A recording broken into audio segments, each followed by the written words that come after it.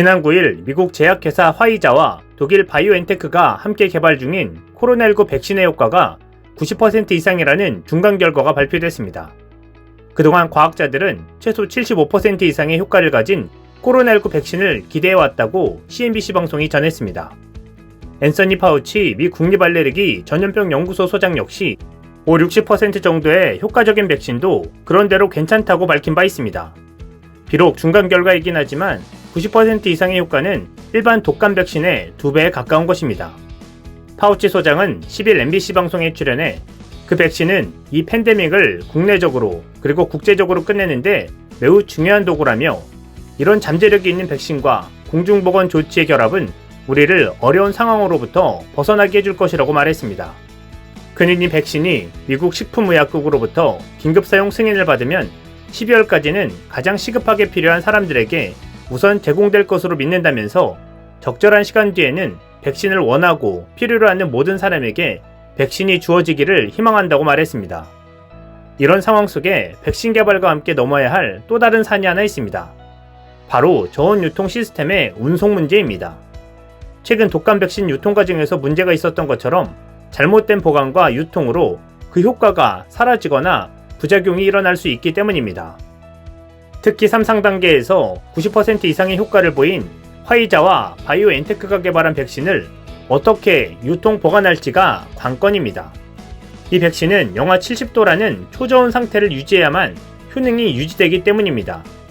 이 때문에 대량의 백신을 빠른 시간 안에 초저온 상태로 운송하는 초특급 운송체계가 필요해진 것입니다. 이를 예측하고 미리 준비해온 한국의 한 기업이 주목을 받고 있습니다. 바로 한국의 국적항공사 대한항공입니다. 현재 일본 기업들은 대한항공의 준비성에 깜짝 놀라며 부러움을 감추지 못하고 있다고 합니다. 그도 그럴 것이 대한항공은 올해 2분기와 3분기에 적극적인 화물 수송에 힘입어 연속으로 흑자를 내면서 일본과는 차별화된 행보로 항공업계가 주목하고 있기 때문입니다. 코로나19로 전세계 항공업계가 불황인 상황 속에서도 대한항공은 2분기에 1,485억 원, 3분기에는 76억 원의 영업 흑자를 기록했습니다. 이 여세를 몰아 대한항공은 코로나19 백신 수송을 위한 막바지 채비를 서두르고 있는 상황입니다. 11일 항공업계에 따르면 대한항공은 일찌감치 코로나19 백신 수송 전담 태스크포스를 가동했고 최근 백신 수송을 위한 온도 조절 컨테이너 업체 5곳과 계약을 체결했습니다. 또한 대한항공은 인천국제공항 화물터미널에 저온 보관이 필요한 화물을 수용할 온도 조절 창고를 확보해 놓은 상태입니다. 대한항공은 곧 몰려올 백신 대란에 맞춰 인천공항 제2여객터미널에 1872제곱미터, 약 566평 규모의 신선화물 보관시설도 추가 확보할 계획으로 알려졌습니다. 반면 일본 항공업계에서는 코로나로 인한 암흑기를 탈출하지 못하고 있는 상황 속에 대한항공의 위기 탈출 능력에 주목하고 있습니다. 요미우리와 니혼게이자이 등 일본 언론에 의하면 일본의 양대 항공사인 아나와 잘은 올해 2분기 1조 원 규모의 적자를 기록했습니다. 아나는 1088억엔, 약 1조 1500억 원, 잘은 937억엔, 약 9900억 원의 적자를 낸 것입니다. 대한항공과 달리 화물 수송을 통한 여객 수요 감소 대응에 실패한 것이 일본 항공업계 적자의 주요 요인으로 분석되고 있습니다. 이는 마치 한국과 일본 기업들의 현 주소를 그대로 보여주는 단면으로 보입니다. 한국이 위기 대응에 어떻게든 돌파구를 마련하는 반면 일본은 위기에 그대로 당해버리는 것 말입니다. 일본의 한 매체에서는 11일 대한항공 최근 실적을 소개하며 서양과 일본 항공사가 대규모 적자를 내는 가운데 대한항공만이 흑자를 달성하는 쾌거를 이뤘다라며 자조 섞인 목소리를 냈습니다. 또한 매체는 주식시장에서 연말 이후 백신 수송이 본격화할 것이라는 기대감도 나온다라며 대한항공을 포함한 한국 항공사의 백신 수송 준비에 주목하고 있습니다. 아시아나항공 역시 코로나 백신 수송 준비에 박차를 가하고 있습니다. 아시아나항공은 인천공항에 850제곱미터, 약 257평 규모의 냉동 창고를 가졌고 아울러 특수 컨테이너 충전 시설을 확충해 백신 운송 표준 절차도 마련했습니다. 국제항공운송협회로부터 의약품 운송을 위한 자격인 국제표준 인증을 취득한 항공사는 대한항공과 아시아나항공을 비롯해 모두 18곳에 불과합니다.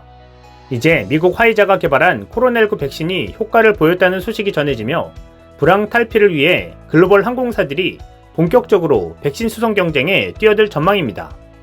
한편 얼마 전 일본 진단키트의 부정확성으로 인해 베트남에서 일본으로 업무차 건너갔다가 확진 오판을 받아 베트남이 발칵 뒤집힌 일이 있었습니다.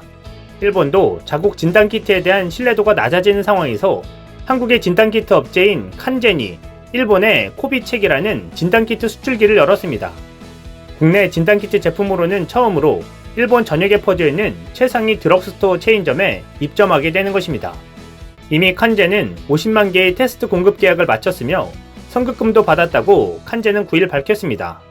칸젠 관계자는 시가총액이 8조 원에 달하는 규모이며 연간 수출 예상 물량은 1000만 테스트를 무난하게 넘길 것이라고 전했습니다.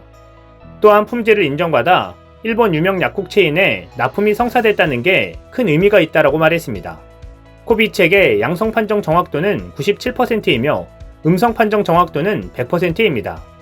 업체 측은 혈액 한 방울로 불과 2분에서 15분 사이에 100%에 가까운 정확한 진단을 할 수 있다면서 학교, 병원, 단체, 가정 등에서 사용이 간편하다는 장점을 가지고 있다고 설명했습니다. 코비책은 우수성을 인정받아 현재 식품의약품안전처의 수출허가 및 유럽 통합 인증을 획득한 상태입니다. 현재는 미국 식품의약국의 긴급사용 승인을 대기 중에 있습니다. 또한 긴급사용 승인을 납품 조건으로 공급계약도 체결했으며 미국, 유럽 등과 900억 원 규모의 공급계약을 완료한 상태입니다. 또한 남미와 동유럽, 동남아시아 등 30여 개국을 대상으로 대규모 계약을 위한 샘플 수출 인허가 절차도 진행 중에 있어 한국 진단키트가 전 세계로 뻗어나가고 있습니다. 한편 문재인 대통령은 10일 보리스 존슨 영국 총리의 요청으로 정상통화를 갖고 내년 영국에서 열리는 주요 7개국 정상회의에 참석하기로 했습니다. 존슨 총리는 이날 통화에서 내년도 주요 7개국 의장국 자격으로 영국에서 열리는 G7 정상회의에 문 대통령을 초청했습니다.